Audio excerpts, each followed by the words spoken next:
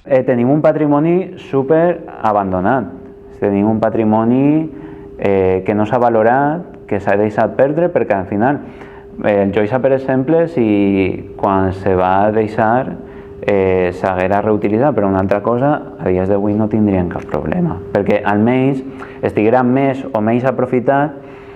Estaríem parlant de donar-li un ús a un altre, però no que la rehabilitació ens anava a costar 1 milió d'euros o jo què sé.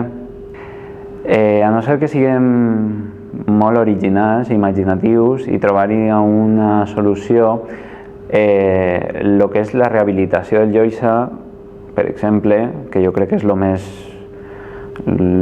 sí que és una de les coses més prioritàries, nosaltres considerem que és responsabilitat de la pròpia conselleria rehabilitar el Joysa.